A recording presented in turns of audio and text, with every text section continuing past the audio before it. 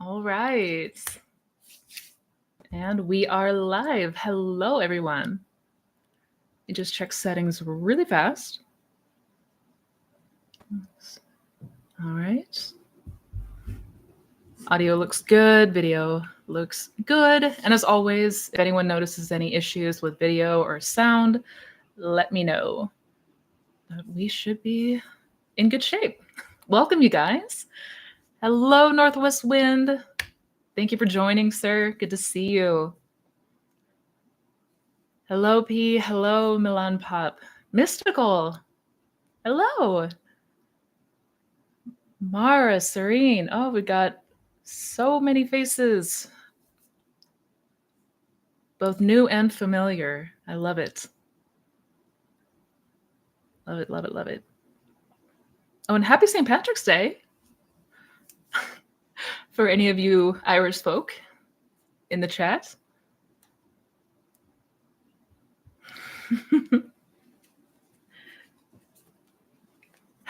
Happy Potato Day. Indeed. Indeed, Sarah. I love it. And we'll get started here in just a quick moment. I know, again, appreciate your guys' patience. Always fun. Sunday mornings, never a dull moment. Sometimes it takes me a little bit to get ready, but appreciate y'all being here. I like to give it just a few seconds to allow people to come on in, get notified, get comfortable, all that good stuff. And then we'll jump into some Q&As. Already got some great questions so far, just from the glimpses of it. Hello, Mike. Miranda, welcome. First live. Good to have you here. Good, good, good.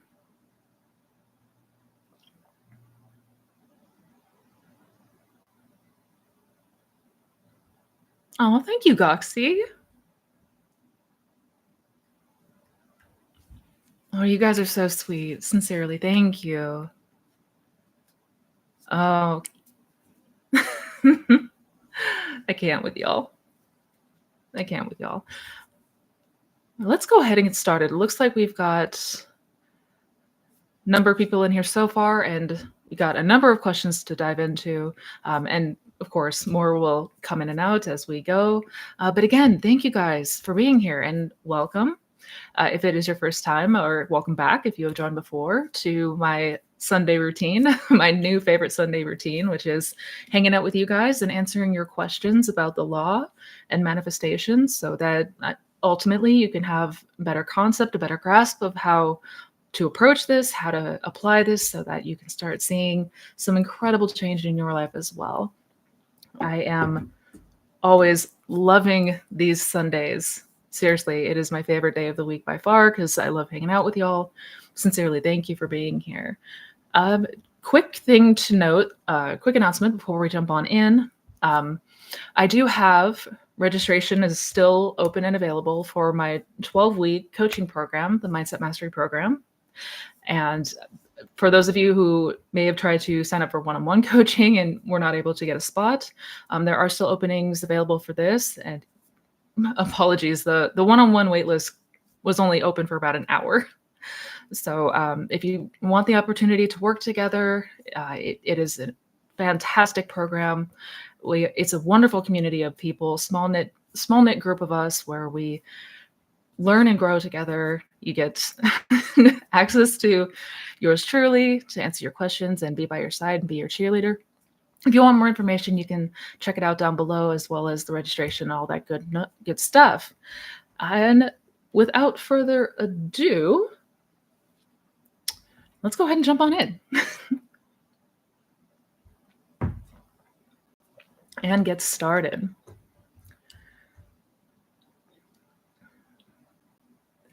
Thank you for the super chat. Oh, wow, that was fast. That was super fast. Thank you, Abigail. I'm just checking to see if you have a question.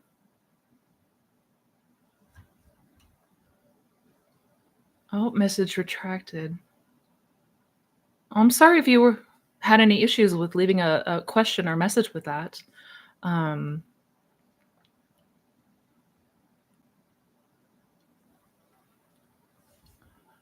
My apologies if you were having issues leaving a question. I will make sure, maybe while you're retyping that, I'm going to make sure to jump right back uh, and keep sharp eyes out. And my apologies for having this on slow mode. I know it can be a pain sometimes. Um, it's so I could try to somewhat keep up as best I can. But thank you again for that super chat, and I will be right back to answer your question. And thank you, Koyarmi. If I'm mispronouncing, my apologies. All right, looks like we got a few parts here. Um, hey, Missy, in November, I noticed a lot of signs that came up of this state with my SP. I met a person who has a friend who is friends with my SP. We don't talk much anymore, but are still friends on Facebook. Could that be part of the bridge of incidents? On November, I switched to my state how it would feel like to be married with my SP. 2 days later, my dad showed a black suit from him, a black suit that I've never knew of before. I found this a little bit strange because all of this signs happened in a period of 3 weeks. What I try to ask, can it be that we persist unconsciously in our end state? Because I never was actually really in the end, because I was never, sorry, one sec. What I'm trying to ask is, can it be that we persist unconsciously in our end state because I never was actually really in the end, persistently and consciously? So I stopped to be in the state a while ago to focus more on myself. Do you have some similar experience? And I know signs follow, they do not precede, but it's strange that all of that happened in a period of 3 weeks when I was not really in the state. My SP and I don't know each other yet. All right, let me try to see. My apologies for the character limits. I know you can only type a certain amount in each go, but yeah. So when it comes to signs, yes, it's true. Signs follow; they do not precede, which means that we're not typically going to know what the bridge looks like, or even if we are on the bridge as it's unfolding. Um, it's usually hindsight. Like, we will be able to see in hindsight the events that led up to the manifestation unfolding, because everything that's happening is very much taking place subconsciously. It's unconscious movement, right? Usually in the form of other people showing up in certain ways, and sort of things lining up without us deliberately trying to make something happen. Or if we do need to take any kind of action, we will be naturally moved to do so, right? I know it could seem peculiar that, a certain series of events took place in the period of 3 weeks. That I will give you, because again, there's no such thing as coincidence. But we it will probably be of best use if we can keep our attention and focus on that desired end. Like, or in your case, if you switched your attention from your SP to focusing more on yourself, that is also ideal. That is ideal because, again, there is no one to change but self, ultimately. So I'm just trying to make sure that I covered that question, because yeah, a lot of this is going to be unconscious. So yeah, we are going to be able to see it after the fact, but not usually before, which is why, again, it's one of the habits that we really want to break is looking for signs. Easier said than done, I know, but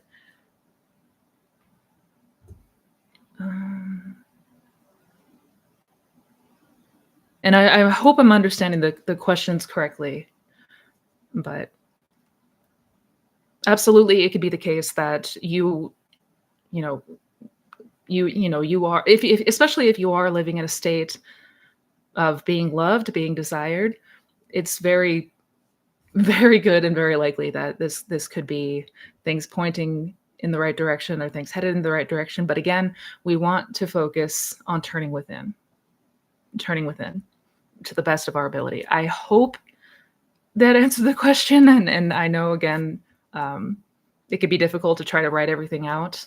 But yeah, if I'm missing something, let me know.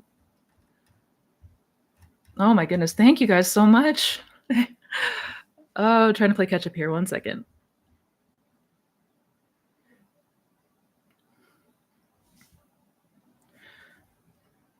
I'm scared of using the law. I feel like I am lying. Uh, yeah, I think that that's something that we commonly, for a lot of people, it can feel scary. Or that feeling of like we're lying to ourselves. I certainly had moments of like this. I experienced moments like what you're describing. I'm sure a lot of people can relate to that feeling. And it can be terrifying putting ourselves out there, right? Um, so here's what we always want to make sure that we are doing. While we are focused on our end, while we are focused on going into imagination, we also want to be spending in our day to day, we really want to be keenly observant of the relationship between what is taking place in imagination and what's taking place on the outside. Because that fear is stemming from lack of faith, basically. It's stemming from a place of uncertainty. It's stemming from a place of, I don't know if this is going to work or not. I don't know if I'm going to be able to do this. And there's so much on the line here, right? So it could feel terrifying. I know. So make sure that we're not overlooking the faith building aspect to this, right? Putting this to the test, really, really being able to prove to ourselves that the law is in fact real, right? And number two, if it feels like you're lying to yourself, I would maybe try to first get yourself into a meditative state or a drowsy state before, like if you're trying to use affirmations, but it just feels like you're lying to yourself, try going first into meditation or, getting into that twilight drowsy state before bed or, in deep meditation. There's going to be a lot less resistance in general from that place, right? Because the idea here is that we don't want to lie to ourselves. We can't we can't lie to ourselves. So yeah, try first going into the drowsy state. Yeah. Oh my goodness, you guys. All right, I'm going to try to keep up. Hang on.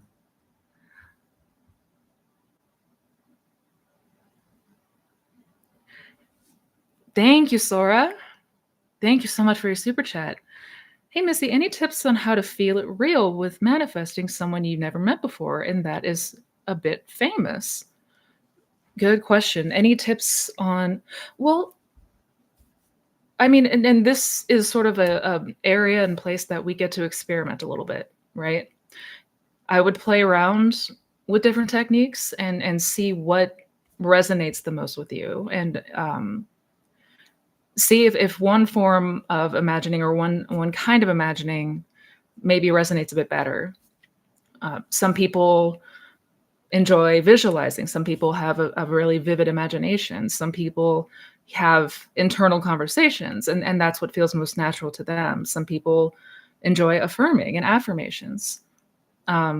So first, you want to find what way of imagining or what kind of technique naturally suits more for you. And yeah, and regardless whether or not it's somebody famous or somebody that you haven't met before, whatever the circumstance may be, the law is not selective. It's not going to be biased in the sense of you can only manifest these things but not these things. It's it's applied evenly to literally everything. But yeah, don't ever try to force that feeling. Don't ever try to like strain your mind to invoke an emotion or reaction. get yourself as relaxed as possible first. Get yourself as relaxed as you can before you deliberately go in to imagination. I hope that makes sense. But yeah, play around and see what naturally resonates for you, because everyone is going to be different. Everyone is going to be different.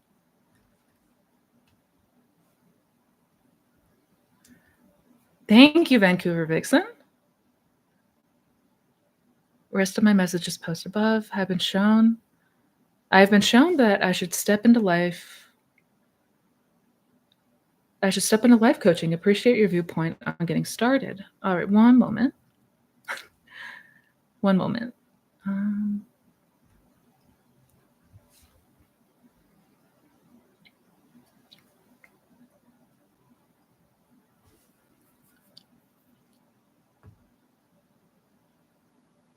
Hey, Missy, just wondering, do you have any coaching certifications? Curious about how you got started and if people seem to care about things like that in the life coaching / manifesting coaching business. Good question. Yes. Yes, I am a certified life coach. I've also been certified in hypnosis, and I'm a certified hypnotist as well. I've also taken courses and gotten certifications on things like NLP and which is neuro-linguistic programming and things of that sort. It is something that I personally take seriously. I and also of course just from experience and teaching from the experience that I've had and what I've personally been through. Now, of course, like I said, everybody is going to be different, but I don't teach or coach anything that I myself have not personally experienced and been through, if that makes sense. But yeah, if you check out my website, I've got a bunch more information on there. If you would be interested, yeah.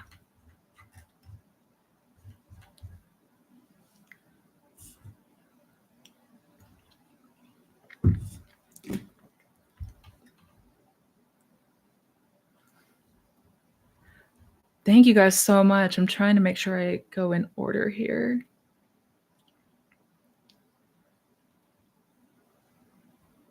SP came in, and thank you, Seattle, which is my hometown, by the way. I love that. SP came in, but only because third party was out of town. As a high value woman who's 32, I don't align to this treatment. This is old story from 4 years ago. I thought she was gone. Do I keep persisting? I would. I would. But first, I would revise that interaction. I would be sure to revise any interaction that, you know, they showed up in a way that was not ideal. I would make sure, like, whatever day or whatever that moment was when SP came in, imagine that he came in exactly how you would have wanted him to come in, exactly how you would have wanted him to show up. That's what I would be first and foremost making sure to put my focus on. But absolutely, the whole point of persistence, why we talk so much about persistence, is because as creatures of habit, and how much we are moved by our beliefs and assumptions, it can feel challenging to overcome them, right? To change them, essentially. Yeah, it may be that we slip back into an old state of consciousness. That's actually a very, very common thing to have happen. But yeah, to be clear though, persistence does not mean like pushing yourself past any kind of limit.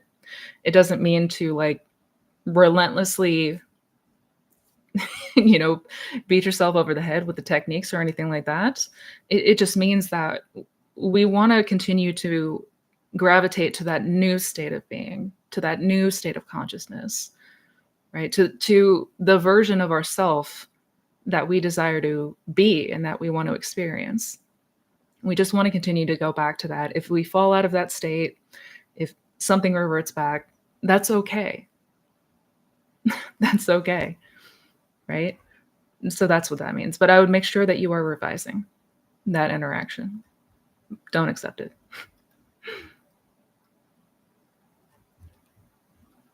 John. Hello, sir.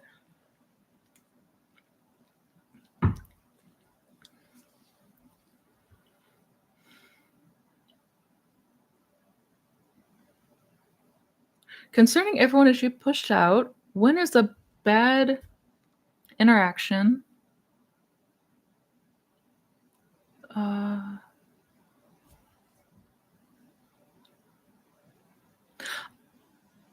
I'm a little bit confused by your question, John. I am so sorry. What?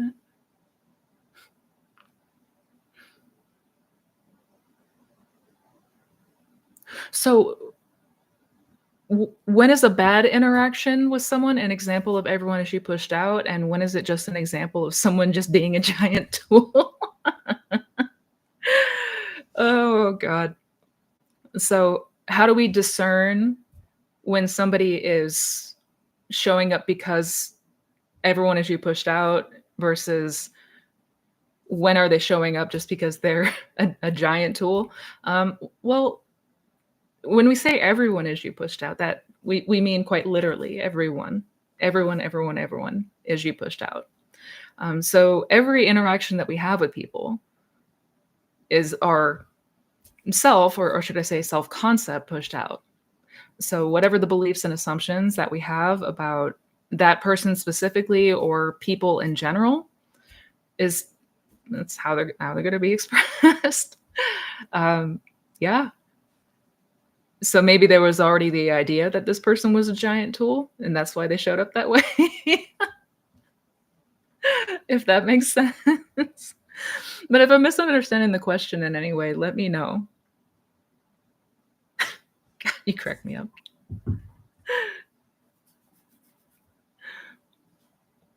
Thank you guys so much. Oh my goodness. Hi, Missy. I remembered you saying that we are meant to meet certain people, but is it also correct to say that we decide to meet them as we are the operant power? Yes. Yes. Well, absolutely. Absolutely. We decide what to experience, or I guess what the ways in which we want to ultimately grow and evolve. And when I say that we decide, I mean awareness. I mean the higher self. I God, basically. Um, that's sort of hashed out and determined as to like what do I want to be here to experience as this person, right? Like what is the objective and what is the aim? Uh, in this human form. That also determines where we were born, when we were born, like the parents that we have, all of that. All of that is sort of decided. Now, that said, once we are born and in this human form, we have complete free will. So it's not that like we're predestined in a sense of like we have to do certain things, or that we're being moved or manipulated to do certain things. That's never the case. We have complete free will. But that's why we have desires, is because we are moved by desire, right? If we didn't have desires, we wouldn't be moved to do anything. um, so yeah, we decide that that we are meant to have this experience with this person in this lifetime, or you know, I shouldn't say in this lifetime, instead, in this form, as this character, as this person, if that makes sense. Yeah. But to be abundantly clear, the operant power is I am, not the ego self. So I know that can be easily mistaken.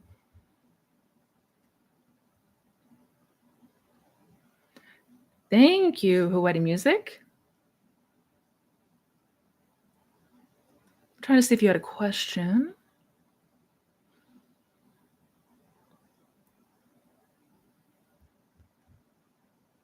Hmm?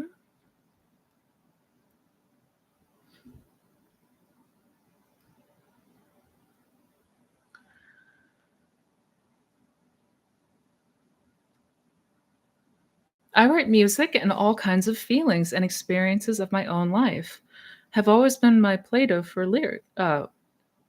And all kinds of feelings and experience of my own life have always been my Play-Doh for lyrics. Difficult things have turned into songs, and of course, that's also what resonates. If I'm always chill and everything is beautiful, I don't know how much interesting stuff I can milk out of it. I'm a bit puzzled. Any thoughts? Good question. So, as an artist, how can we express um, through our art forms, different experiences, even so-called negative experiences or unwanted experiences, um, difficult things? How are we able to express that still? I mean, I'm trying to make sure I understand correctly. If I'm always chill and everything is beautiful, I don't know how much interesting stuff I can milk out of it. Yeah. Yeah. Well, you just summed up right there the whole the whole point of our human experience, right? It's our growth and evolution. Um, so, in terms of art and the artwork that we make, it doesn't have to be sunshine and roses all the time. It could be songs about overcoming obstacles and overcoming difficulties and tragedies and things that you've been through, right? That's absolutely something that we can aspire for, be proud of, if that makes sense, right? Not so much that we're identifying with that old state of hardship or difficulty, but acknowledgement that that was how it was, but is no longer, if that makes sense. Yeah. And let me know if I misunderstood the question, but yeah, it's okay to write about instances from a place of like I've overcome this. This is what I've been through, but I overcame it. I'm stronger than that now. I hope that makes sense.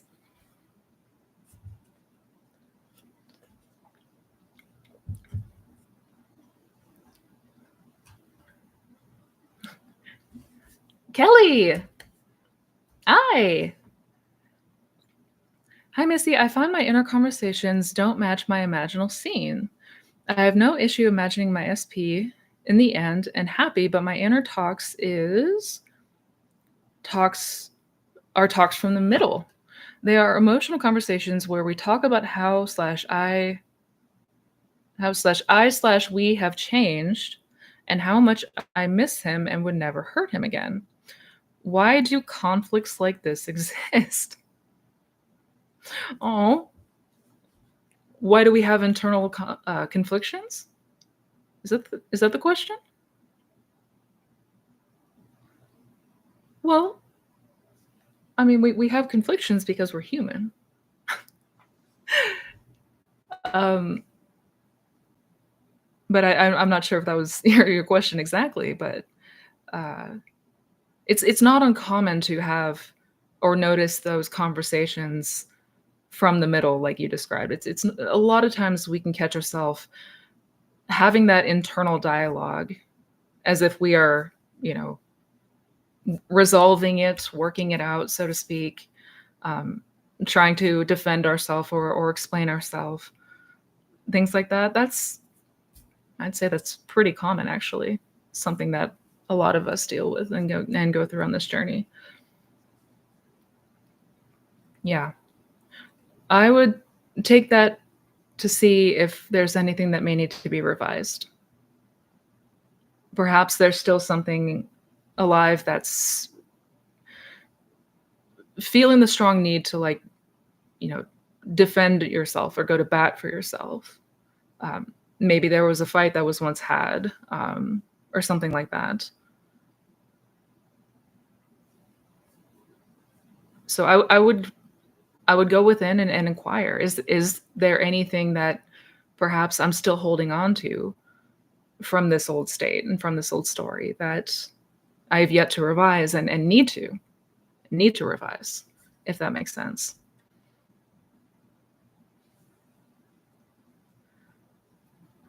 I hope that makes sense.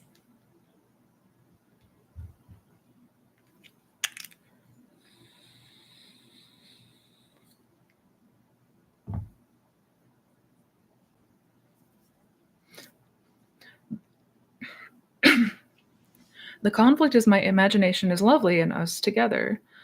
The inner talks aren't in the end. It's more present day. Yeah. Well, I mean, so the feedback is telling us that we may still have something that we're holding on to, right? Maybe unknowingly or unconsciously. Basically, I would say, like, continue to condition yourself, continue to condition the end, and see if again, there may be something that needs to be revised or changed about the past that is continuing to come up because there's referencing to the past, right? Yeah. I hope that makes sense.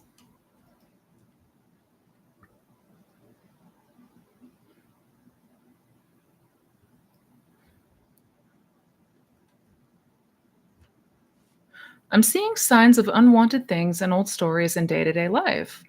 Trying to label it noise, but it's making me feel fearful. How to push through.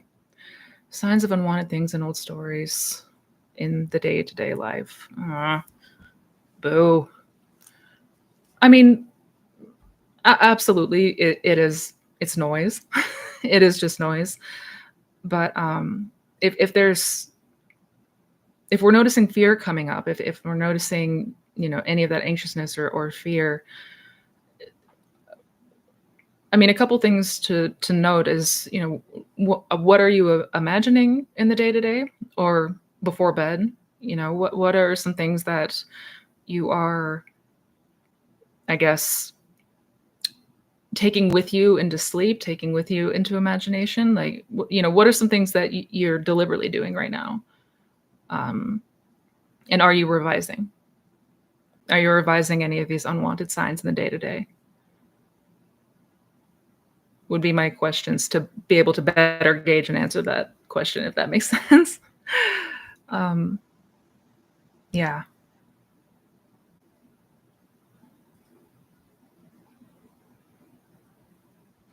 Also, do make sure that you are using that detachment exercise that I sent you in self inquiry if needed. A lot of times, if we are still attached, it's we still have this identification with these old conceptions, these old ways of being. Um, but if we go to the source, if we sort of peel back the layers of all the crap, the beliefs that we have about ourselves, and coming back to source, that can be a huge reminder.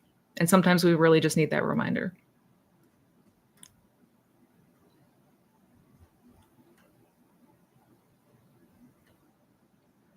Oh yeah, Kelly, this is normal. This is normal.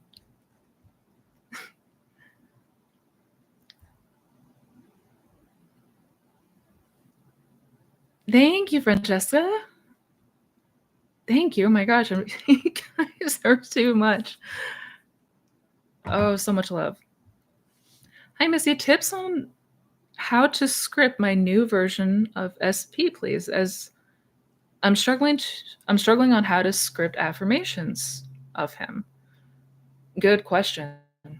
So there's actually a few ways that we can script. Um, the first being scripting our affirmations, sort of writing them over and over and over again, just as we would be kind of saying them. Uh, Second way is to journal as if you are now living from that end, right? Journal the day that you would have wanted to have in that ideal state, in that ideal world, right? So how would you have wanted the day to go with you and SP? How would you have wanted him to show up that day? What are the interactions like? How is he showing up? How is he treating you? And just be as descriptive as you can with that entry, with that scripting entry, if that makes sense. Yeah, just as, like, when we were kids and we wrote down in our diaries, um, sort of the same thing here.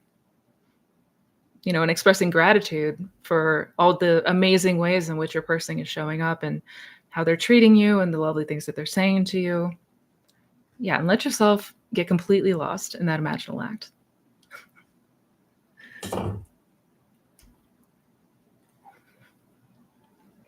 You're too funny.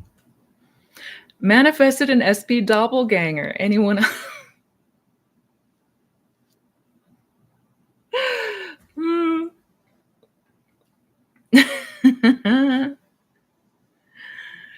uh, that is too funny.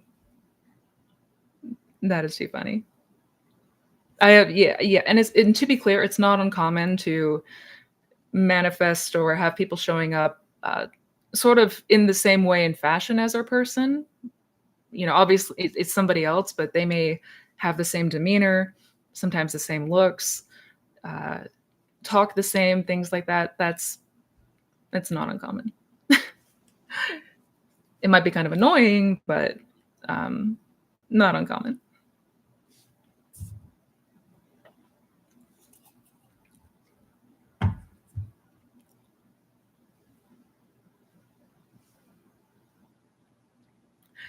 I'm actually focusing more on me and being that glowing goddess type. Hell yes. Hell yes. Good. I will revise on the spot if I see it going forward. Loving the movement I'm seeing. Good. Yes. Yeah, and absolutely. Absolutely. Erase it on the spot. Erase it on the spot. Thank you, Alexander.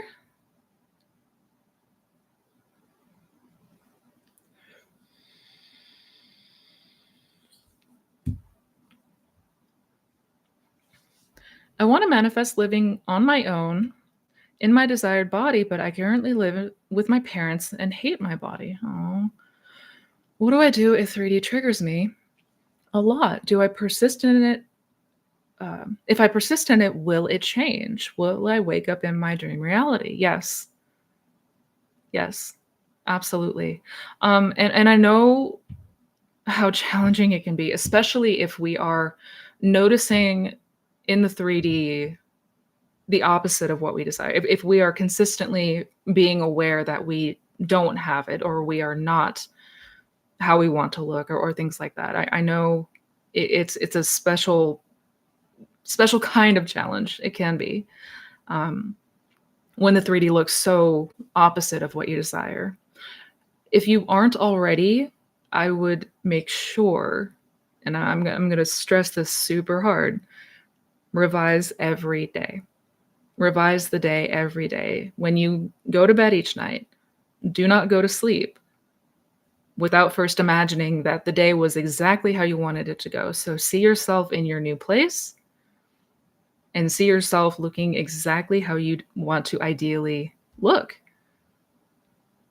And just practice getting as clear of a picture of that as you can. Or if visualizing is something that may not come naturally to you, have inner conversations. Hear your friends congratulate you on your new place. Hear friends congratulate you on how different you look, how amazing you look, and practice this every night. In the day-to-day, yes, it's going to feel challenging to maintain that state at first, which is why, before bed, revising the day is going to help tremendously. Because at the end of the day, you're not going to have anything, like the day's over, right? There's nothing else that's going to pop up and impede on what you're trying to imagine and what you're trying to accomplish. I hope that makes sense.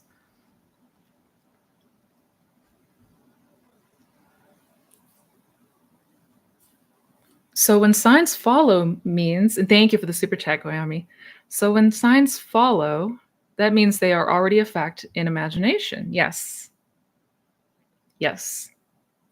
Signs follow means that we're going to see signs of the manifestation after it's unfolded, after it's appeared in 3D, so to speak.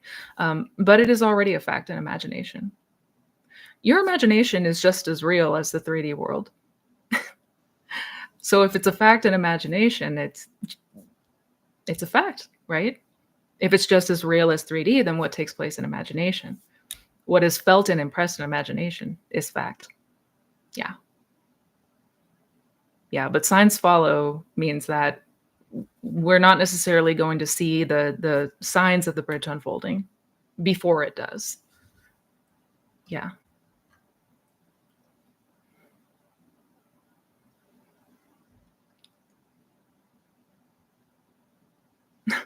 Thank you. I love your username. Appleman, Appleman. Thank you for the super chat. I have recently been manifesting my soulmate, and randomly my dad said, go to this church because he believes I'll meet someone there. I would have not went in the past, but I felt as if my intuition told me to go. And the address had 111 in it as well. I went and I tried to go with no expectations, but nothing happened.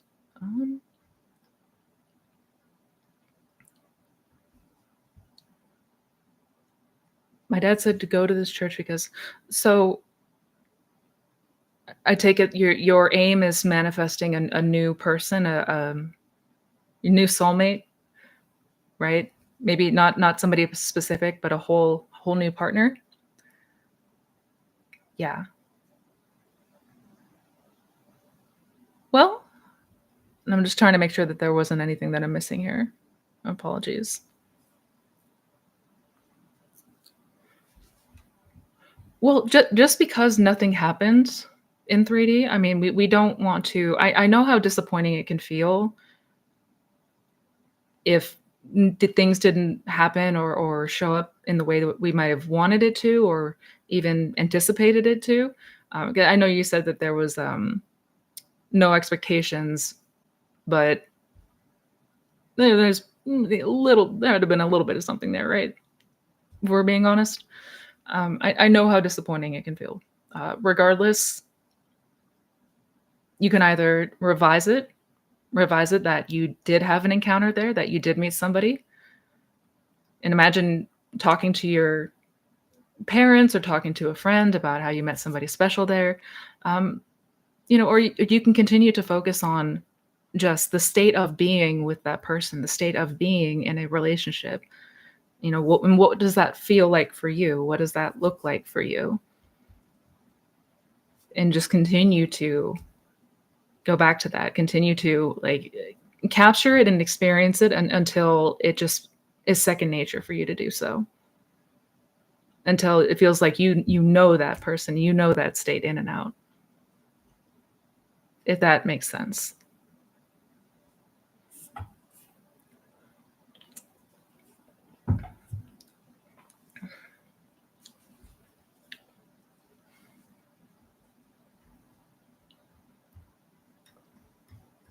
All right. I hope I'm not missing anything.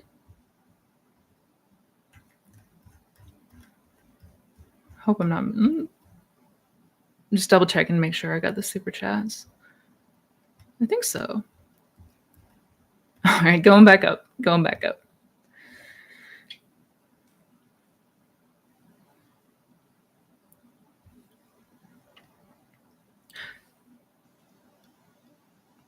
What is the difference? Oh, I like this question. What's the difference between lucid dreaming, astral projection, and reality shifting? Good question. So lucid dreaming is essentially where you're in a dream. You know that, but you know that you are dreaming. So it's being cognizant of the fact that you are dreaming while in that dream, right? Whereas most dreams we're not even aware that we are dreaming, which is why it can feel like such a shock when we wake up. But here you know that you are, in fact, in a dream. Astral projection is essentially out of body experience. It's, having an experience outside of your physical body. And a lot of times you will be able to first see your body, and you can, everybody's had different accounts and different experiences, but a lot of times you can do things, out of this world, so to speak, like flying, moving through walls, things like that. Because again, you're not in your physical body. You can go to maybe another space and time entirely. And reality shifting is essentially just that. It's taking a leap from wherever you are now, whatever reality, or state that you're in now, to something very different. Is usually what that means. So instead of, because what we're normally doing all the time is like taking these baby hops between different realities. like really tiny hops, like so similar that it almost appears like a linear timeline. Um, with reality shifting or quantum leaping, as they sometimes call it, you're taking a giant leap to a reality that looks much different than the reality that you were just in before a moment ago. And all of them are different states of consciousness, but they're all different experiences. Yeah. Thank you guys for the super chat.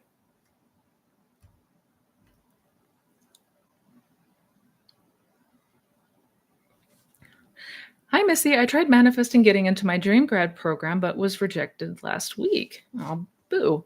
What should I do if I want to try again next year? Well, who says you have to wait till next year? I mean, there's one of two things, right? You can either persist in imagining that, seeing yourself with the acceptance letter for next year, if that's the route that you wanted to take, if you wanted to see yourself perhaps celebrating that you got in for the year and semester that you want to attend, or revise that letter, revise that rejection so that instead you were accepted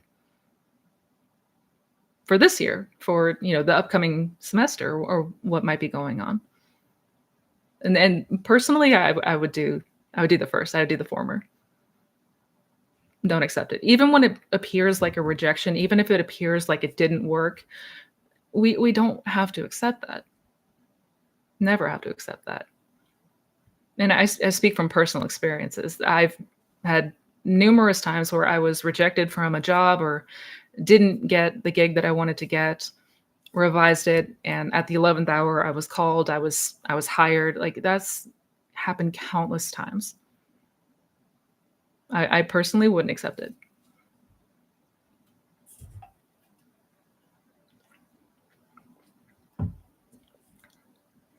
Becca, oh my God. Hey, Missy, I have a success story for you. I'll email you. Is this too long to put on here? Yay! That is fantastic. And this has been the weekend of success stories. I've had like 6 or 7 people this weekend alone. I love it. Yes, do send it. Do send it. Congratulations.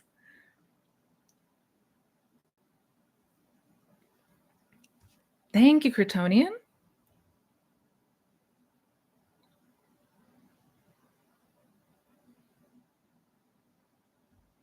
I'm just trying to see if you had a question.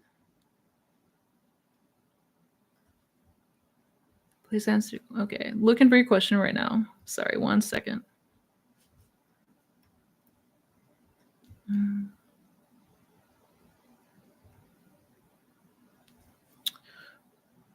Sorry, there's a lot of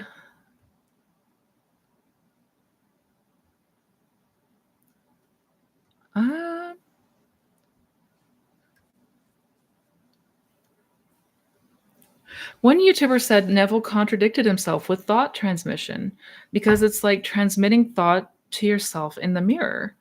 There is no other self, so no one to transmit to. Thoughts? Yes. Yeah. I mean, number one, there is no other outside of you, right? Thought transmission is basically, we're not like directly beaming something into somebody else's mind. We're taking on a new assumption about that person.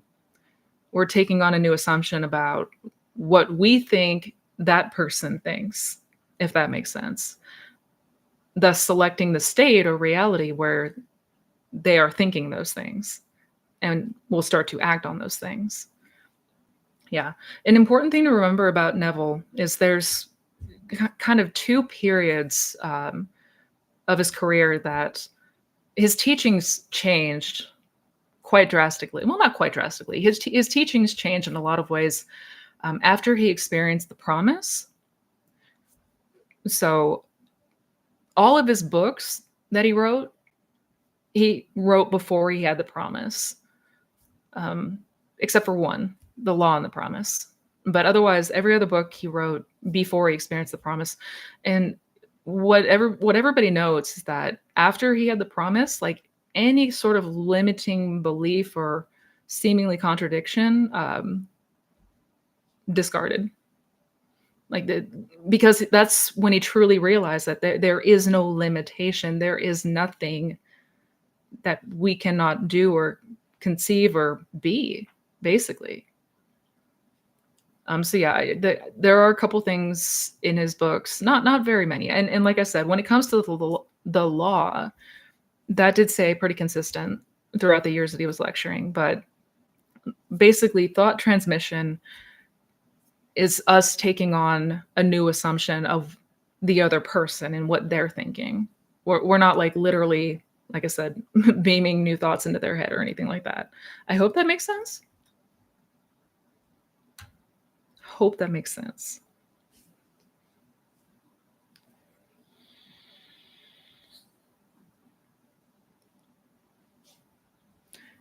Hey, Missy, is it possible to revise the story with my SP? When is the best time to do it? I do scripting affirmations to feel better, but any 3D movement? Um, well, number one, yes. It's always possible to revise the story. We can revise literally anything. And the best time to do it is when we're in a drowsy state, when we're in a meditative or sleepy state, so to speak. There is a reason why Neville and many similar New Thought teachers, uh, spoke so much on that state akin to sleep. Because when we're drowsy, when we're in that sleepy or deep meditation state, our mind is more susceptible to subconscious impression. It's more open to suggestion without resistance. So, yeah, maybe using affirmations while in that drowsy state, I would try that.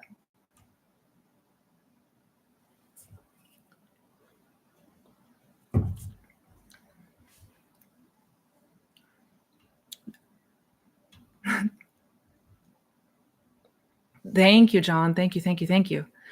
If an interaction would previously make you knock someone out, but this time your response is frozen and incapacitated, can that be a sign of new old self concepts fighting it out? How to unstick. So, if a previous interaction would have made you very angry, but this time your response was frozen or incapacitated, could that be a sign of new slash old self concepts fighting it out? How to unstick it? I mean, it could be. So your reaction was different this time, I take it? You had an interaction that was different this time than previous times? Yeah. Yeah. I mean, it sounds like some of that old story must be changing, right?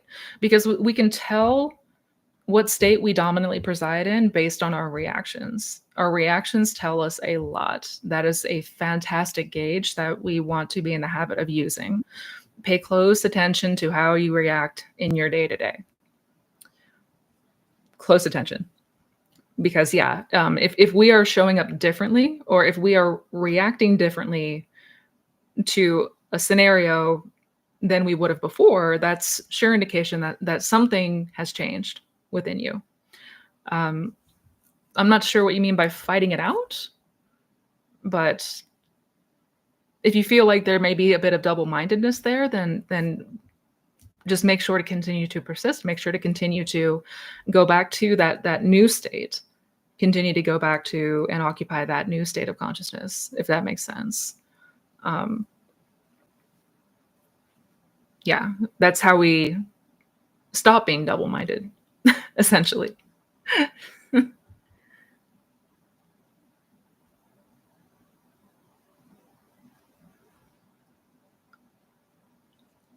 So with the church story, why do you think the universe sent me to be there if nothing appeared to happen in the 3D? I do believe my higher self has a bigger purpose. I just cannot see it with my limited perception. Yeah. I mean, Well, I mean, to be clear, the universe is you. The universe, there's nothing that's really like outside of you. Um, and maybe you're speaking about higher self, higher source, God, right? Sometimes referred to as the universe. Um, but why did we feel like we had to go there if nothing happened in 3D? I mean, was there any kinds of double-mindedness? Did you notice any kind of double-mindedness, either that day or as of late or beforehand?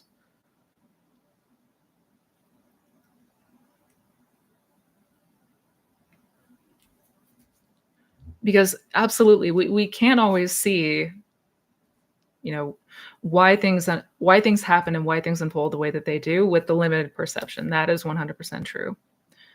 I mean, but can I tell you concretely as to why nothing happened when you thought it would? No, but it could.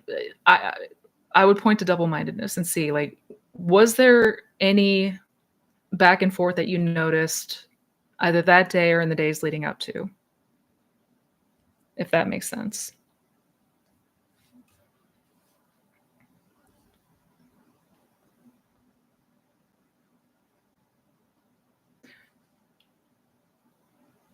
And it could be that something hasn't unfolded yet. Maybe you were meant to be there, or maybe you were guided there for a reason that you do not know yet, right?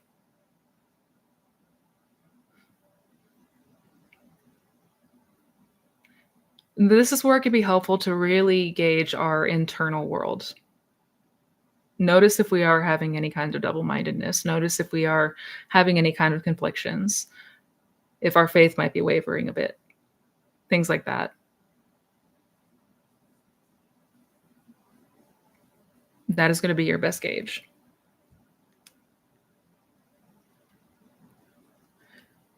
Thank you for the super chat, S. Advice for drawing a boundary with SP when it involves bringing up what he did to me. I want to word it in a way that's not throwing it in his face. Um, Advice for drawing up a boundary. Well, I mean, the first thing that you want to make sure to do if it feels like there's something, uh, if it feels like something was done or said that was out of line, um, revise it. Make sure to imagine that he's, or the SP is showing up exactly in the way that you want to see them show up and that you deserve to be treated, right? Imagine that they are always showing up in a way that is desirable, in a way that, um, yeah, in a way that says the utmost respect, right? They are only showing up with the utmost respect. That's our boundaries, right? We imagine and accept only the best outcomes.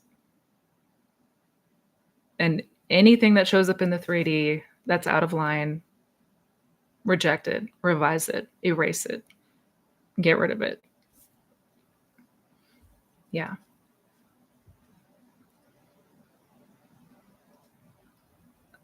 I hope that makes sense.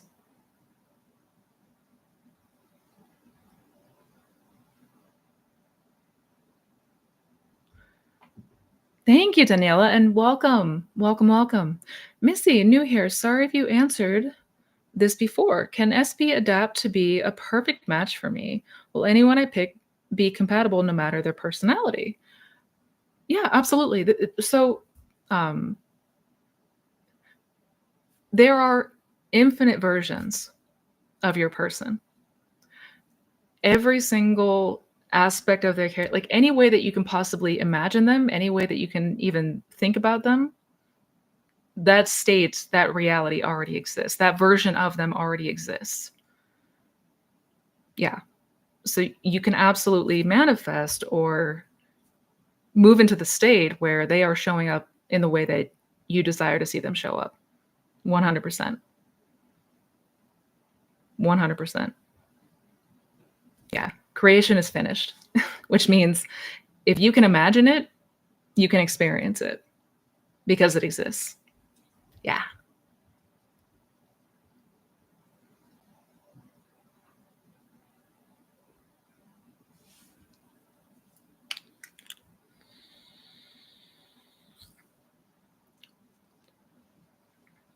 You are recommending to revise all interactions of SP that are not aligned with what we want.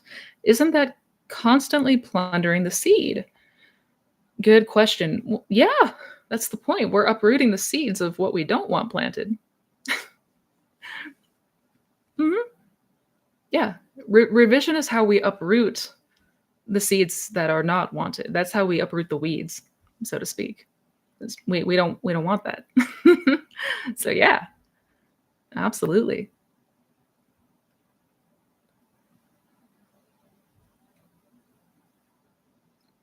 Thank you, Crotonian.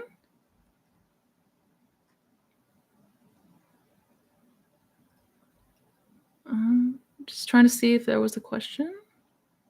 I'm doing self inquiry, as you said, and I think I have limiting beliefs like I can't get what I want. What's the next step? Is it to imagine that one belief is now the opposite? Yes. Yes. Hmm. So, what would it be like? What would your life look like if you could have what you wanted? If you did have what you wanted? And get as clear on what that would look like as you can. Mhm. 100%.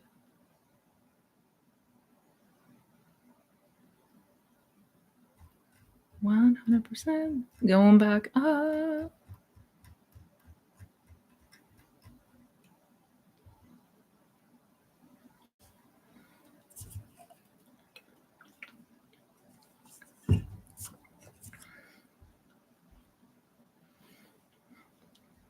Hi, Missy. What do you do if you feel like you're waiting for things to show up? I try and prepare for the sale of my home and arrival of SP. Any tips? Thank you so much. Good question. Yeah, this is common, and I know it can be super annoying. If it feels like we're waiting, if we catch ourselves in the feeling of waiting for something, that's feedback, right? Everything is feedback, but that feedback specifically says, at least in this moment, I'm not in the state that I desire to occupy, right? Because we wouldn't be waiting for something that we already have. So that's just indication that, at least, and to be clear, we're always moving in and out of state. So even if we do catch ourselves in a state of waiting or lack or anything like that, we don't need to panic. We don't need to get ourselves worked up. It's as simple as, all right, time to go within. Time to go within. Time to imagine. Time to, you know, go into that new place with my person, right? I already have my new house and I'm celebrating together with my person. And that's what I want to return to. And I want to return to it until it naturally feels like that's done. That's a given. Yeah.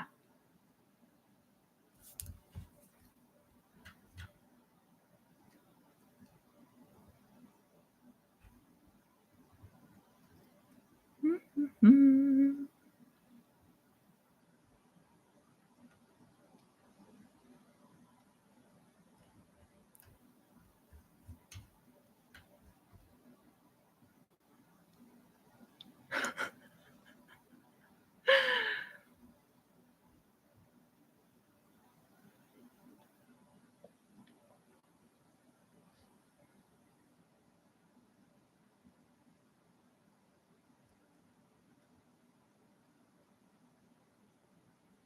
You guys are so sweet.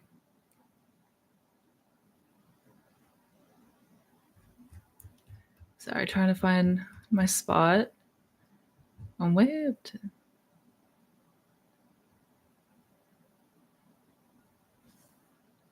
Hey, Missy, if something undesirable manifests, how do I know if it was my accidental manifestation due to negative thinking or if it's part of my bridge of incidents? Good question. So Regardless, I would revise anything that showed up that was unwanted. I would revise it. Because again, we don't know what the bridge looks like when we're on it. Um, and I know it may be a habit now to try to look to see if we're on the bridge, trying to gauge if we are on the bridge, but we will know in hindsight that we were on the bridge. So if that's sort of again kind of going back to what I just mentioned with taking the feedback, right? Is we want to be if we're not already, the aim is to get to the Sabbath. And that is the feeling of already finished, already done, right? So if we are still wondering if we're on the bridge or what's going on, what have you, I would revise anything that shows up that's not ideal. Yeah. And again, I know how tempting it is to look out to the 3D and try to go into detective mode and see if, oh, is that it? Is that the bridge over there? Am I on it? Go within. Go within. Thank you for the super chat. Oh, thank you, Sarah.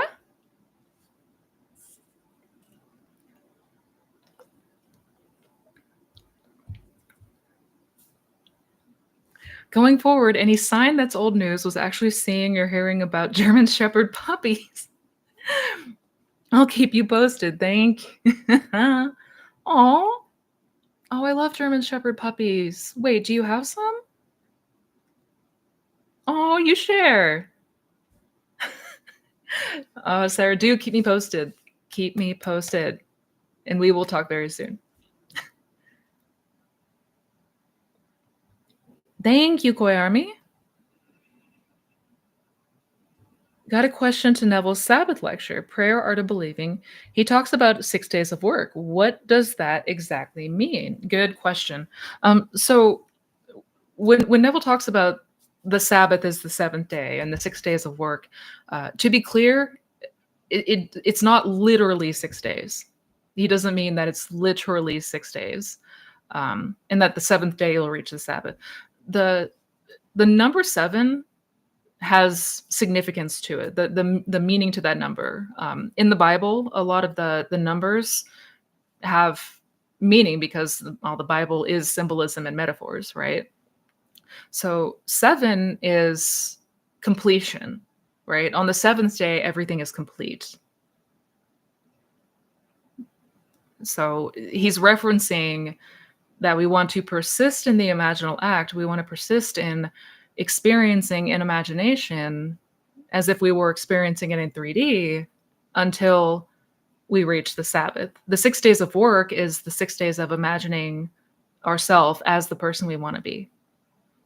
And then we rest because it is complete. Good question, though.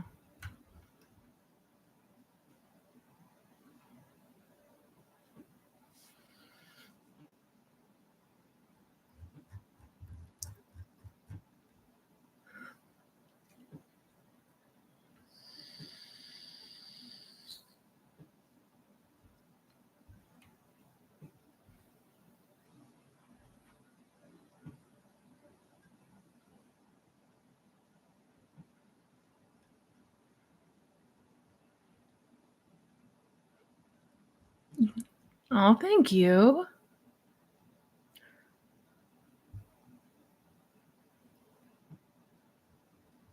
Where was my spot?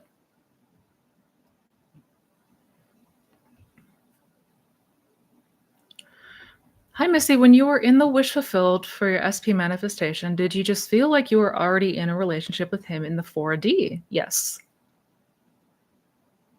Yes. Mm-hmm. Yeah.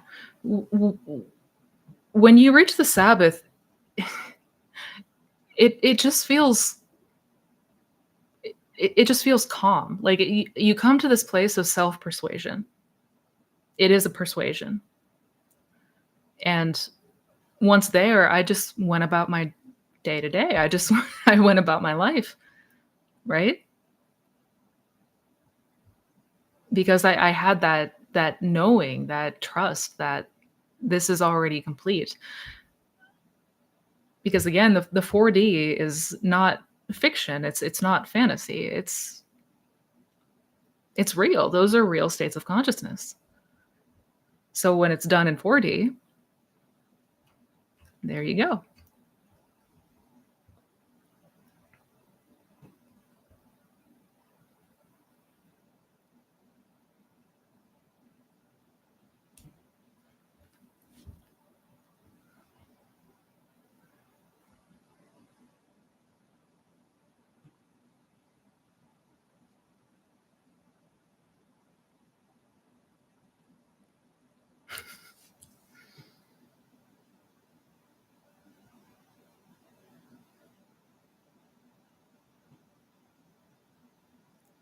Sorry, guys.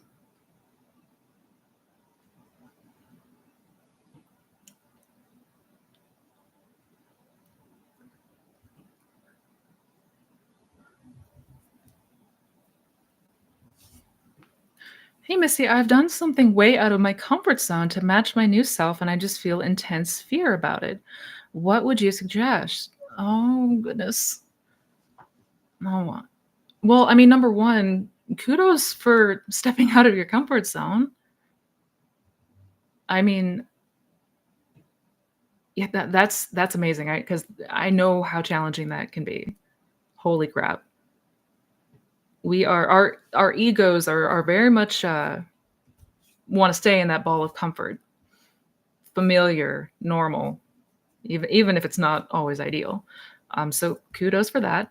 If you are noticing that intense feeling of fear, it may point to having not yet, fully accepted or impressed the new concept of self, like how you desire to be, how you desire to, um, what you desire to experience. Perhaps there's still identification with some of that old state, some of the old limiting concepts of self. So practice continuing going back to and identifying the areas that you really desire to change and how you wish to show up going forward. Like continue to be that person in imagination, right? This doesn't, these teachings don't require us to like physically actually act as if, like put ourselves in circumstances that are not ideal because we want to pretend to be that new person. I'm not saying that's what you did, but like we don't have to um like literally act it out. We just have to be there and be the person in here. And just continue to condition that. Continue to condition experiencing yourself as you desire to experience this life. Like whatever beliefs, whatever assumptions, whatever that looks like, condition it until it feels like the real thing, if that makes sense. But seriously, kudos to you.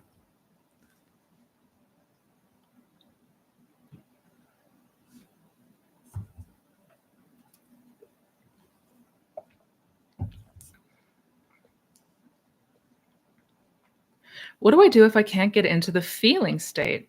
Having a hard time maintaining it. I feel at peace, but not like I imagine I would if I were living in the end. So so if you were living in the end, you wouldn't feel at peace? That's the part I'm a little bit confused with because I'm pretty sure that's exactly how we would feel if we were now living in the end, if we were now experiencing and being the person that we want to be, right? We would feel at peace. Um, do you mean like there's not big emotions involved? Like you're not exuberated or elated or over the moon? I mean, that's normal. And we don't have to be clear. Um, yeah. the feeling state that we're not referring to emotions per se. By feeling, we mean the naturalness of it. Like the experience feels natural in imagination. And we may have emotions come up for us. We may notice emotions naturally begin to form while we're imagining, but we're more referring to the feeling of naturalness, the feeling of realness, if that makes sense. Hope that makes sense.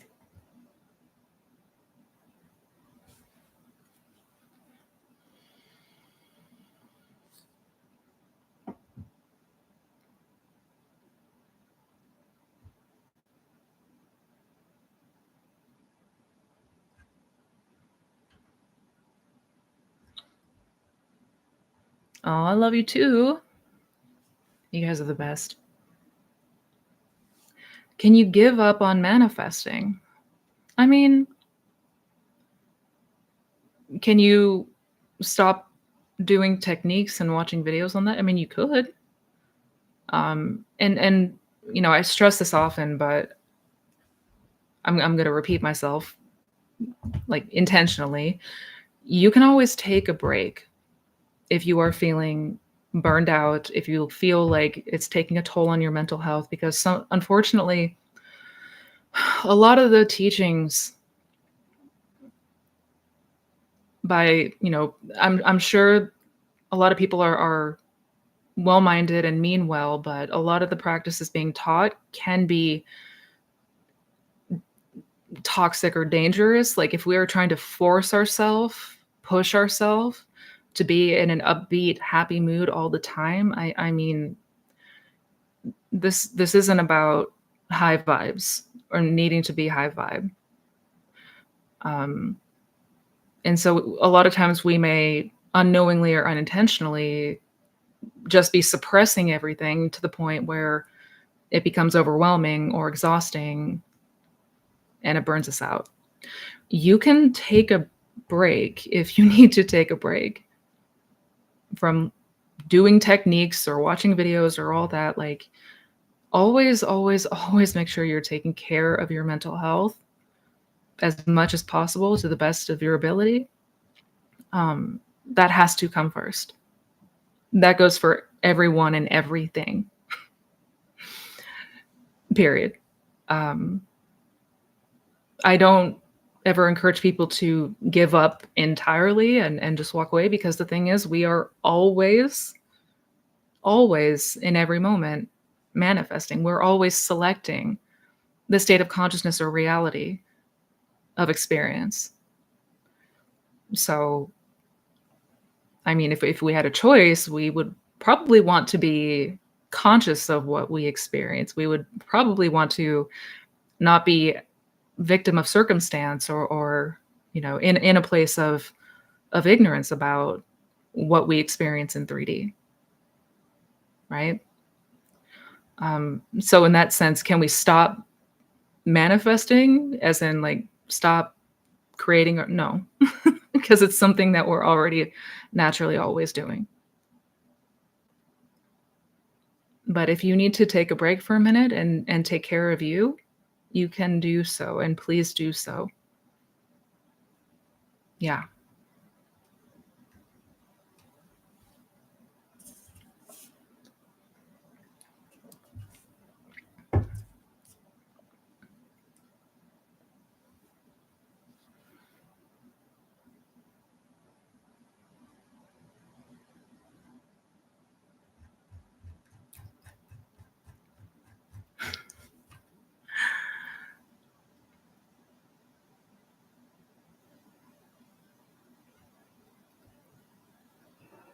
Happy lazy Sunday indeed.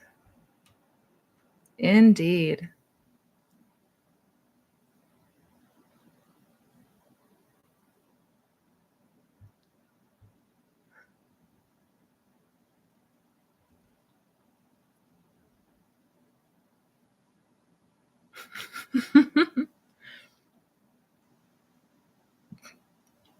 How can I stop doubting the law of assumption?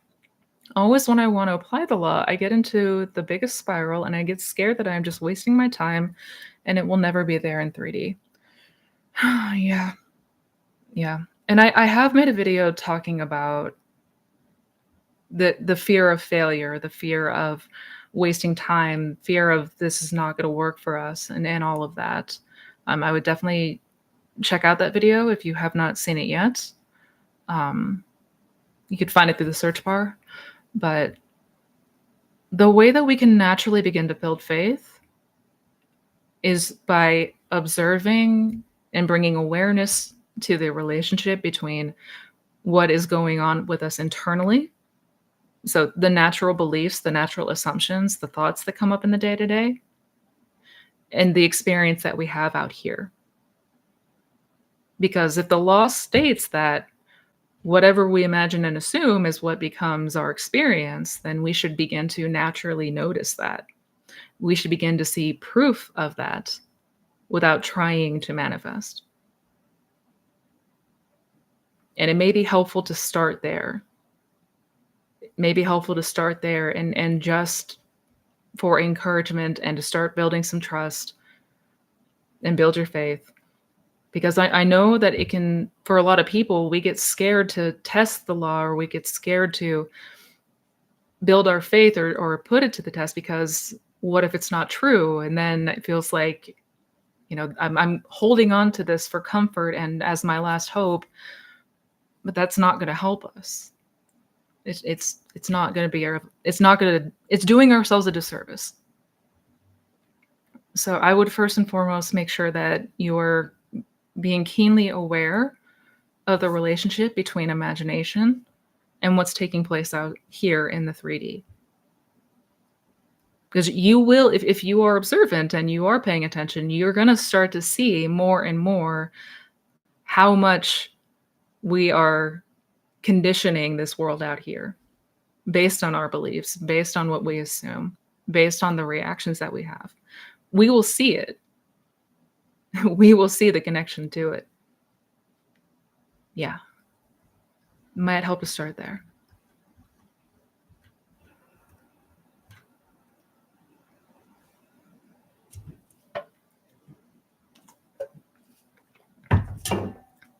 Yes. I mean, we can stop consciously manifesting. Yep. Absolutely. I personally don't recommend it, but if, like I said, if you need to take a break for a moment, that is totally okay to do so. Yeah.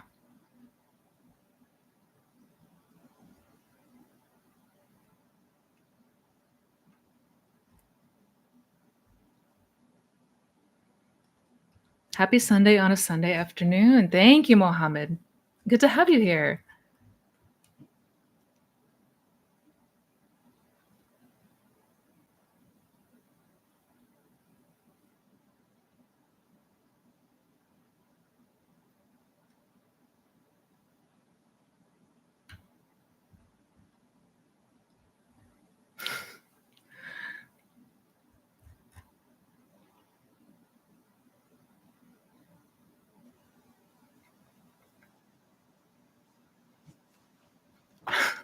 Hey, Missy, I have a cringeworthy inquiry for you. I have a specific individual that I have no romantic love for, but solely want to have a physical relationship with. Can I or should I manifest that? I mean, no shame. No shame. I mean, we can manifest whatever we would like. I would just be sure to emphasize that, y- when you imagine, just imagine that, this is a mutual consensual physical relationship and the two of you are just having fun and enjoying each other's company and yeah, go nuts. Absolutely.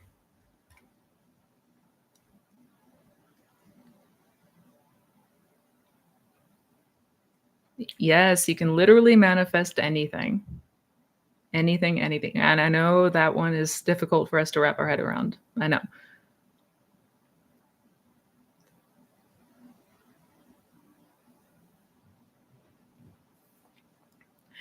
What do you think held you back the most when manifesting your SP? What about the timing? Thank you in advance. Good question. Oh god, what held me back the most?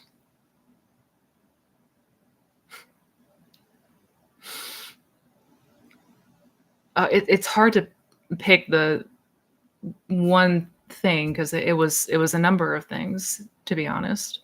I mean, number one, I was double-minded due to a lot of the beliefs and assumptions I held about him, about relationships in general. I had a lot of ugh, yeah, there was a lot of fears of rejection, fears of abandonment. You know, these concepts that were in contrast with what I ultimately desired. Right, what I desired was a loving connection, a loving relationship, but that is complete contrast to fear of abandonment, fear of rejection. So naturally, that caused a lot of back and forth, of course. Um, a lot of it too was I was trying to manifest, and I've made a video talking about this aspect. Probably those two things. Too much conscious effort in trying to manifest him, and the double-mindedness that came from my old concepts of self, and yeah, yeah, there was a clear disconnect. It's a clear disconnect. That's why when I say that there is no one to change but self, that's what I'm referring to. It's our own beliefs and assumptions that we want to change, and that's the only thing that we should be focusing on changing.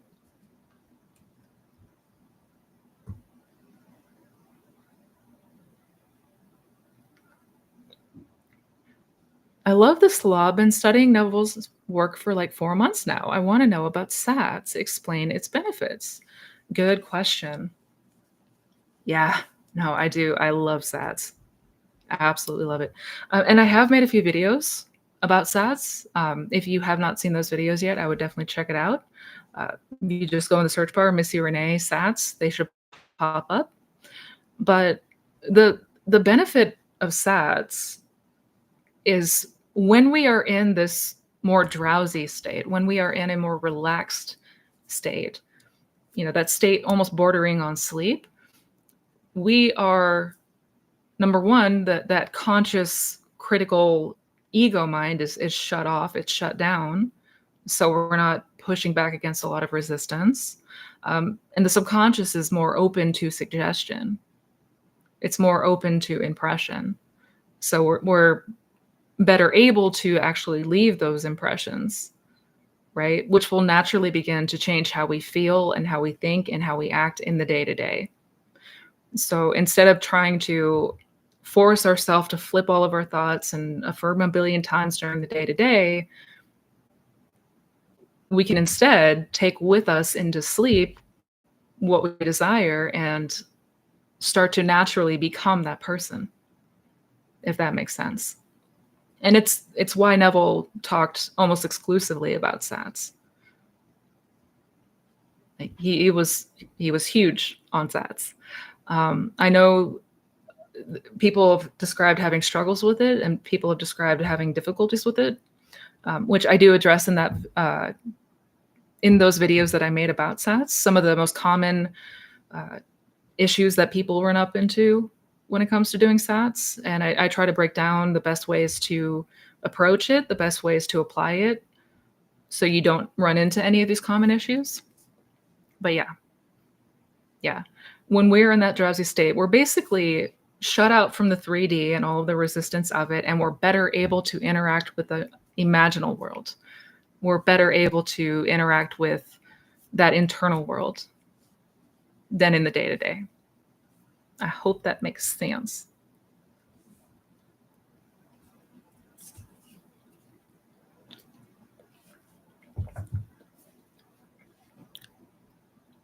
But in my experience, SATs is a total game changer.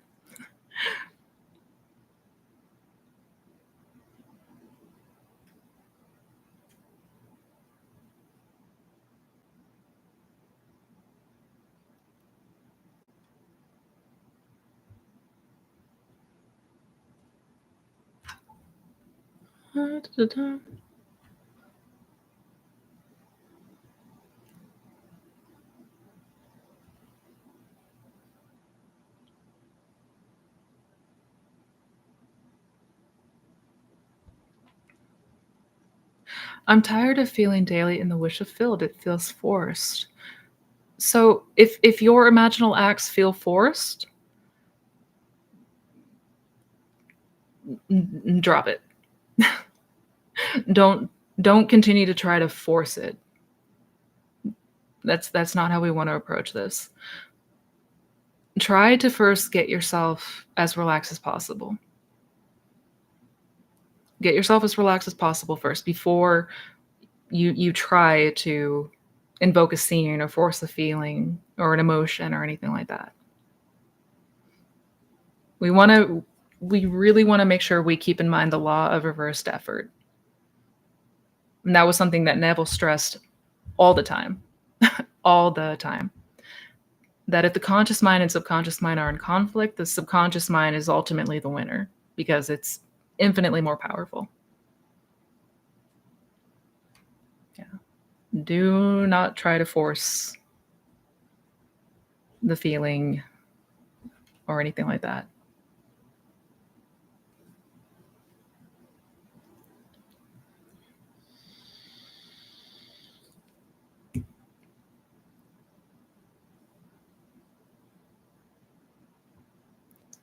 Hi, Missy. Happy Sunday. Happy Sunday.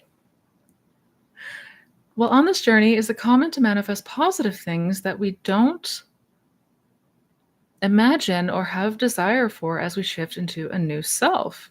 Absolutely. Absolutely. You mean while we're like once we reach the Sabbath or once we've noticed ourselves like a shift in our normal state? Absolutely. You're going to notice seemingly random things show up in other areas or maybe things that you weren't anticipating or deliberately imagining. Yeah. Yep.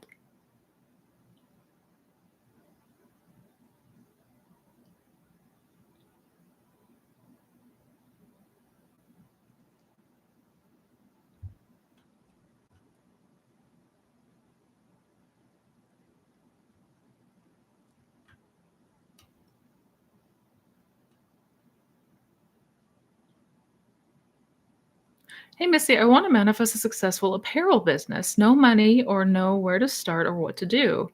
Do all I have to do is imagine a friend congratulating me and everything will fall into place? Yes. Yes. We don't need to know how. We don't need to know all the things that are going to fall into place, what to do. We go to the end. Go to the end. Um, Neville would often reference a story about his brother Victor, who would imagine every day on his way to work, he would pass by this building, this giant, warehouse building that was uh, at the time, owned by somebody else. But his brother would imagine his family's name on the sign, right? And he would just see that every day. And the bridge unfolded. An investor approached him who was knew his family, trusted his family, and gave them the funds to get started. And the rest is history. And the family business is still in operation today, 102 years later. They're like international conglomerates now. It's pretty cool. So, moral of the story is you don't need to know how any of that's going to fall into place. Just imagine a friend congratulating you. Imagine, that honestly, my favorite thing to turn to is those inner conversations, those scenes that imply a congratulations, right?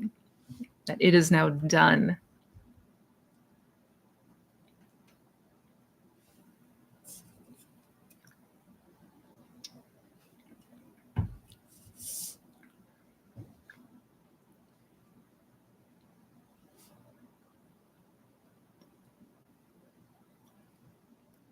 If I revise an experience and someone suddenly asks me about it, should I answer with the revised version or stick with the original scenario? Good question. So I not going to encourage people to lie about it. I mean, we can still have daily interactions. We can have daily conversations. And though, I mean, number one, you can always say like, I don't feel comfortable talking about this. I don't want to broach the subject, and just leave it be. But if something shows up and somebody does ask you about it, you do mention it, you can continue to go back and revise it. And we do want to continue to revise it until that new memory begins to feel like what really happened. That new memory should begin to take the place of the old event or the old circumstance, right?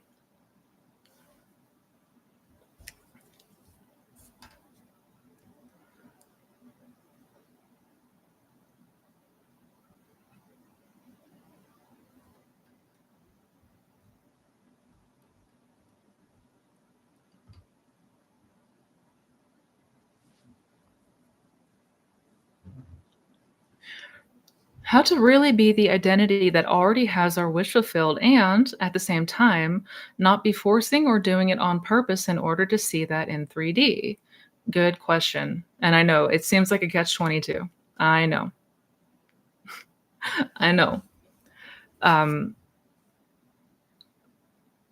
but that's why essentially this comes down to those subconscious impressions and the change in a belief and change in our beliefs, right? Um, because we will naturally find ourselves identifying more and more as the person we desire to be without trying to force it, without trying to get it.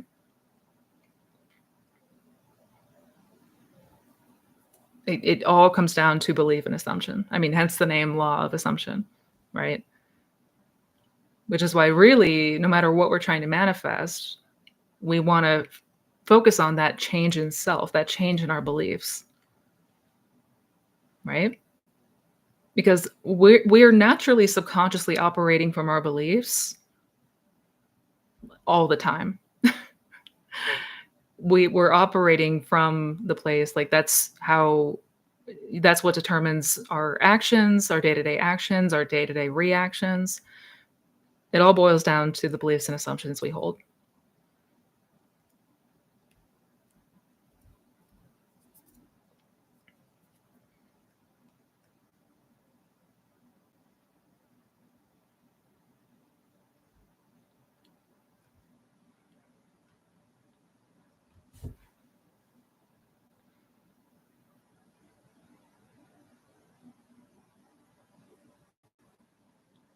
When it's being difficult to get into the state and or to remain there, what can help to change slash deal with our feelings that are preventing us to get there?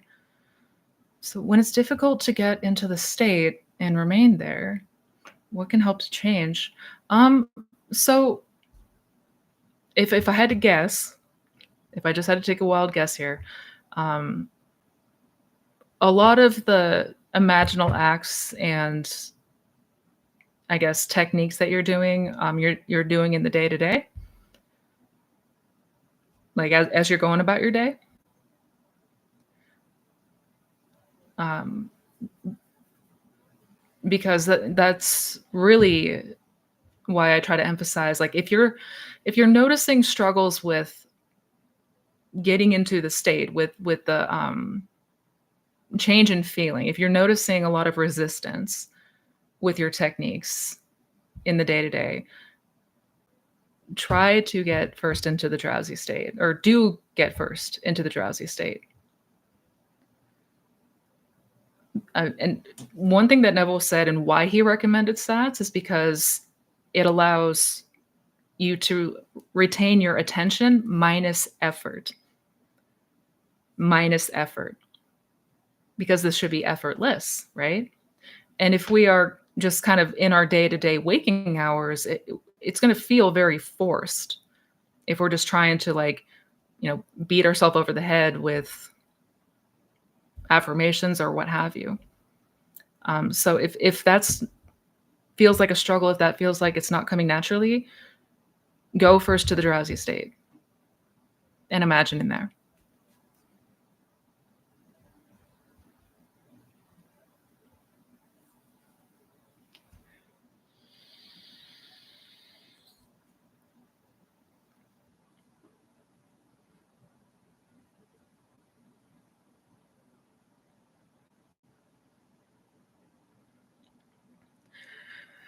Missy, I finally have a Sunday off and caught your live. Yay! Welcome. I still don't fully grasp everyone as you pushed out. Any easier way to help me understand it a bit better? Absolutely. Absolutely. And I know everyone as you pushed out can be confusing. In the simplest way I could break it down, uh, everyone is going to show up how you assume they're going to show up. Or it's going to be based off an assumption or belief that you have, whether that's a specific person or people in general. Like if we have general beliefs about somebody, like, you know, people can't be trusted, people are untrustworthy, I always do so much and, I never get the same in return. Those kinds of beliefs, right? Or if I think that's that person specifically, like my coworker's such an asshole, they always show up and are mean to me, then they're going to continue to show up in that way, is what that means. So if we want to change how people show up for us, if we want people to show up differently, then we need to change how we perceive them. We need to change the assumptions that we have about them, right? Yeah. Because everyone is yourself pushed out. Everyone is yourself. So your self concept, your beliefs and assumptions, and not just about yourself, but the beliefs and assumptions you have about other people.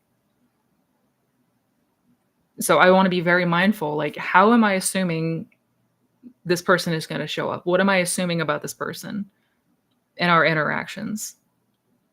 And if it's not ideal, if our assumptions are not ideal, that's what we want to change. All right, I got time for maybe one or two more questions. I love the warehouse story too. It's amazing. Thank you for the super chat. Thank you both. Queer me.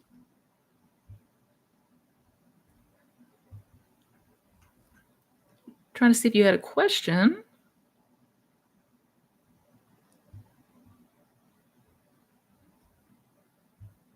How do you change your assumptions that they can be any competitions when it comes to specific goals? I know we are all one consciousness and there are none, but I ask in general. I love you too. How do you change your assumptions about competition? Was that the question?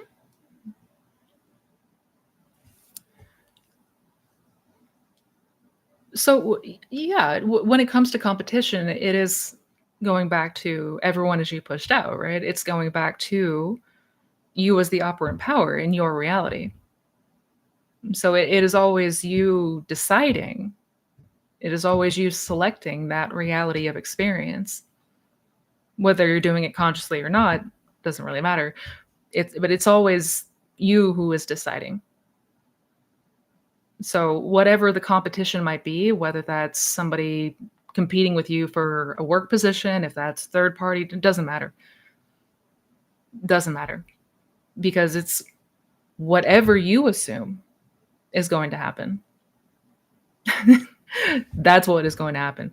And I know it may take some building up of faith to really begin to trust that and accept that. But again, that's where self-observation becomes so important, because the more that you begin to see that you are in fact the operant power, that you are seeing reflection of all the things that you assume to be true, it's going to be easier for you to accept whatever circumstance you want. That whatever perceived competition is out there is only that. It's just a perception. It's just an illusion, that's all. Thank you, Aaron Cat. Thank you, thank you, thank you. My ex left me a year ago and I started Law of Assumption in January. I do well most of the time in the end, but sometimes I have doubts. All I get are breadcrumbs. What to do? Oh, yeah. I mean, number one, it sounds like because this is all still very, very new, uh, it is, it may take a little bit of time to just get acclimated to these new teachings and to really understand them. But it's completely normal to have doubts come up sometimes. Literally everyone has doubts come up sometimes. Everyone. So that is normal. That is okay. Because the more and more that you begin to build your faith, the more that you begin to see that the law is real, the more that you begin to see proof of that, it's going to be easier for you to accept. And that will naturally begin to remove the doubts of anything that you're trying to manifest, be it a person or something else. Doesn't matter. If it feels like you have difficulty maintaining that state, I mean, again, that is normal. Sometimes it takes us returning to that new state, that new imaginal act, that version of you, so to speak, in the 4D. Sometimes it takes us returning to it multiple times before it begins to feel natural to us, before it begins to feel real to us. But ultimately, if we continue to go back to that new state, that's how it's going to become more natural and real. And thus, you will see it more and more expressed. Keep going, is what I'm trying to say. Keep going. Keep going.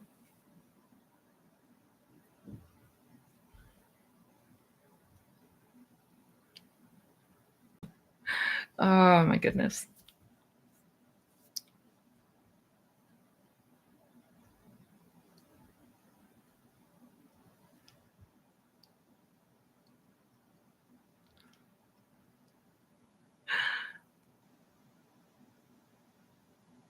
You guys are so good to each other. I love this.